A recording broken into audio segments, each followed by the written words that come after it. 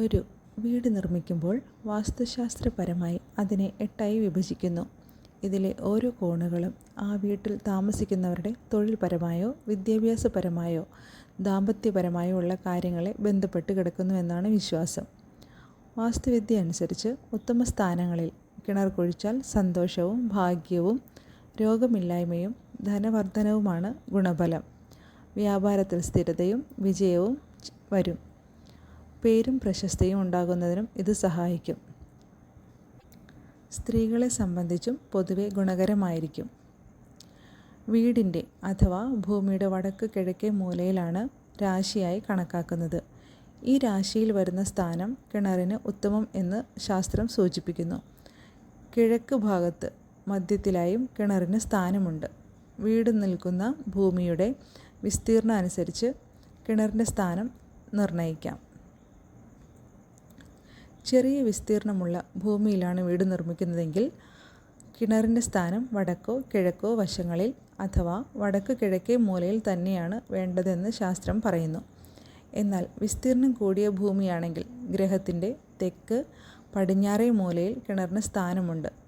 ഇതിനെ ഇന്ദ്രജിത് പദം എന്നാണ് അറിയപ്പെടുന്നത്. ഭൂമിയുടെ കിടപ്പിനെ അടിസ്ഥാനമാക്കി ജലസ്രോതസ്സിൻ്റെ സാമീപ്യം അനുസരിച്ചുള്ള സ്ഥാനം കിട്ടിക്കൊള്ളണമെന്നില്ല. വയൽ, തോട്, പുഴ തുടങ്ങിയ ജലാശയങ്ങളുടെ സമീപത്തുള്ള സ്ഥലങ്ങളിൽ ഇങ്ങനെ സംഭവിക്കാം.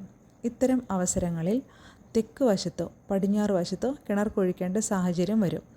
അങ്ങനെ വരുമ്പോൾ പ്രത്യേകമായി വാസ്തു തിരിച്ച് വീടിനെ വേർതിരിക്കുകയും ആ വസ്തുവിന് പുറത്തു വരുന്ന വിധത്തിൽ കിണർ കുഴിക്കുകയും ചെയ്യാം. അങ്ങനെയെങ്കിൽ വെള്ളത്തിൻ്റെ ലഭ്യത ഉറപ്പുവരുത്തുകയും ചെയ്യണം.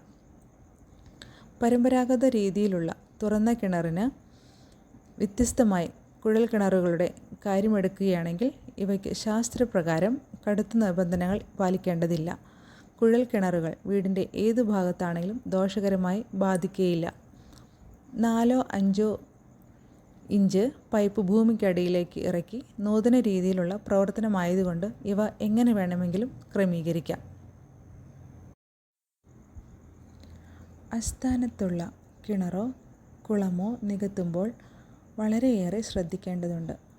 വരുണദേവനെ പൂജിച്ച് സപ്തനദികളെ പ്രാർത്ഥിച്ച് പൂജിച്ച് അർഘ്യപാദ്യാദികൾ നൽകി പാല്, തേൻ, കരിമ്പ്, നെയ്യ്, ശർക്കര, പഴം എന്നീ ദ്രവ്യങ്ങൾ നിവേദ്യമാക്കി നൽകി വേണം സൂര്യമണ്ഡലത്തിലേക്ക് ഉദ്വസിച്ച് നല്ല മണ്ണ് ഉപയോഗിച്ച് വേണം നികത്താൻ. മാലിന്യങ്ങൾ ഉപയോഗിച്ച് ഒരിക്കലും കിണർ മൂടുന്നത് നല്ലതല്ല.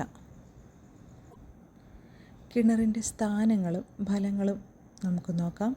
ഈശാന കോൺ സർവാഭിവൃദ്ധി, കിഴക്ക് ഐശ്വര്യം, അഗ്നികോൺ പുത്രനാശം, തെക്ക് പലവിധേനയുള്ള രോഗങ്ങൾ, നിര്യതികോൺ പുത്രനാശം, ധനനാശം, പടിഞ്ഞാറ് ശത്രുദോഷം, വായുകോൺ സ്ത്രീവിനാശം എന്നിങ്ങനെയാണ് വരുന്നത്.